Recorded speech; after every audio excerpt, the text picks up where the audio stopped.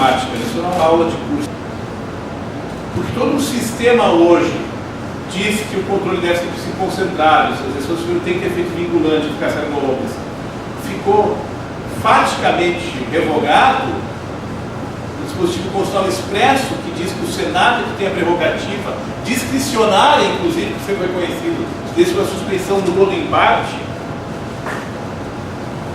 A decisão do Supremo pode ter feito de emenda constitucional contra texto expresso da Constituição. Isso está sendo feito. E há vários autores importantes criticando isso. Veja, o professor Lênin, o professor Catone, outros. Vários criticam isso de forma muito veemente. Podemos até entender a ratio disso. Podemos até entender a ratio disso, mas que também temos que entender que talvez aqui estejamos avançando o sinal, né? E avançando o sinal por várias razões. O Supremo com isso está dizendo, para que súmula vinculante no fundo? Isso é uma fraude à súmula vinculante, no meu sentido. Se a súmula vinculante surgiu justamente por emenda constitucional, com o objetivo de, a partir de uma retirada dos casos, onde houvesse controvérsia constitucional relevante, se fixar uma orientação com efeito de ergonômica e eficácia vinculante, aí sim, para frente, ex nunc, né, para os casos futuros, a partir justamente da dialética do processo difuso incidental,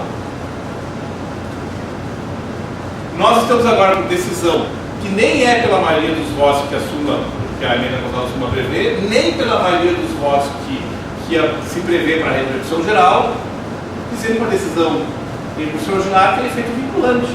Tudo bem, ótimo, maravilhoso, o Supremo pode, quem pode mais, afinal de contas, mas será que isso realmente é justificável?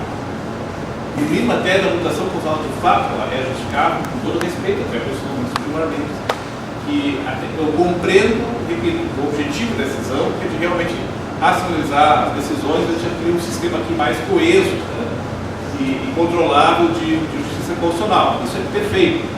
Mas será que este caminho não é o caminho certo para isso? Será que nós temos que aguardar e temos que trabalhar mais tanto com a súmula, trabalhar com a previsão geral, já que surgiram para isso? Daqui a pouco vamos dizer que também não precisa de maioria, não precisa de 8 ministros para decidir sobre a repercussão geral. Afinal de contas, a mutação constitucional basta 3 ou 4 ou 5.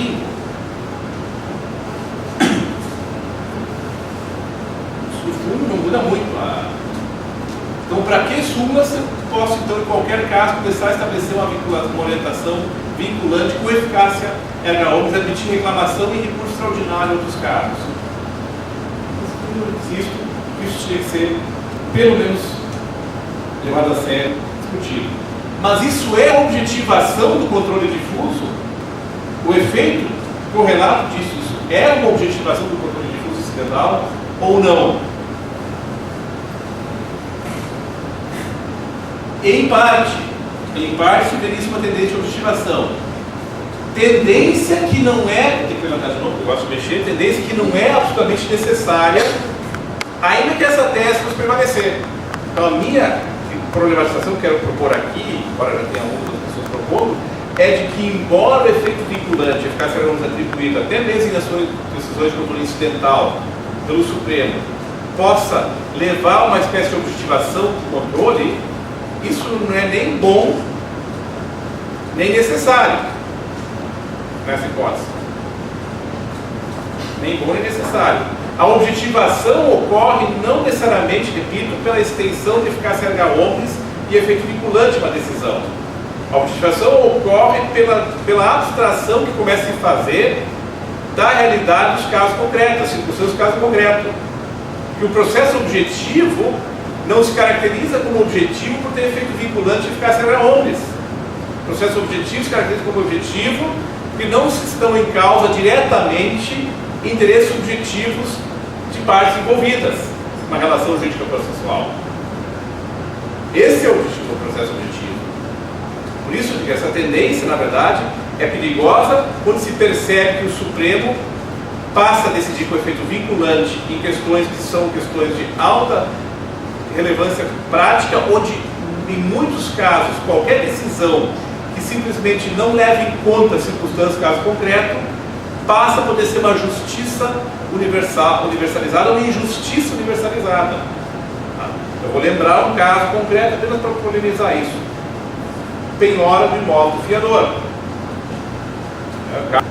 Esse é um caso típico onde nós podemos perceber esse fenômeno. Se nós absolutizarmos uma regra geral, que agora tese pode ser assim, se é assim lá nos crimes hediondos, na natureza do regime, pode ser assim também na penhora de imóvel, pode ser fazer uma súmula ou, via recurso ordinário do efeito vinculante, começar a conhecer a reclamação de decisão contrária.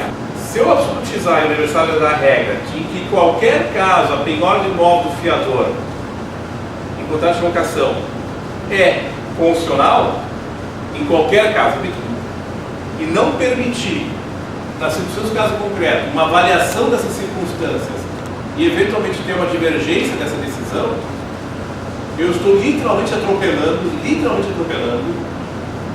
potencialmente, concretamente em alguns casos, uma série de direitos fundamentais. Porque não há como averiguar a discussão concreta se um direito não está sendo violado, seja da moradia do fiador ou outro, sem análise do caso concreto em alguns casos. Posso até dizer que essa decisão, em princípio, gera uma presunção a favor, então, em princípio não cabe, então, a penhora, etc. Mas cabe a penhora, ao contrário, mas a obstrução dessas regras é tremendamente perniciosa e gera um efeito colateral que você já conhece muito bem, que é o juiz carimbador. É o juiz que um mês atrás decidia que a penhora era inconstitucional, que violava o direito à moradia, o que absolutizado também tem um efeito perverso. E agora está dizendo, bom, como o Supremo já decidiu, e não foi nem em súmula, nem em edim. Como o Supremo já decidiu, a penhora é possível, ponto. Sem qualquer análise das circunstâncias do caso, dos conflitos de direitos e por diante. Quer dizer, o Poder Judiciário das instâncias inferiores se auto-vinculando. Por tabela. Quando sequer ainda foi objeto de decisão do Supremo, a vinculação e a eficácia novos nesse caso. No sentido que a gente não tem que ter respeito à decisão do Supremo. Mas, ao mesmo tempo, se nós fizermos agora o paralelo, que é o próximo passo que eu quero fazer, com o sistema americano tão cultuado dos stare decisis, o precedente vinculante, nós sabemos que o precedente vincula apenas se o caso for análogo, se o caso for um caso idêntico. Ele não vincula se eu demonstrar que o caso não é idêntico.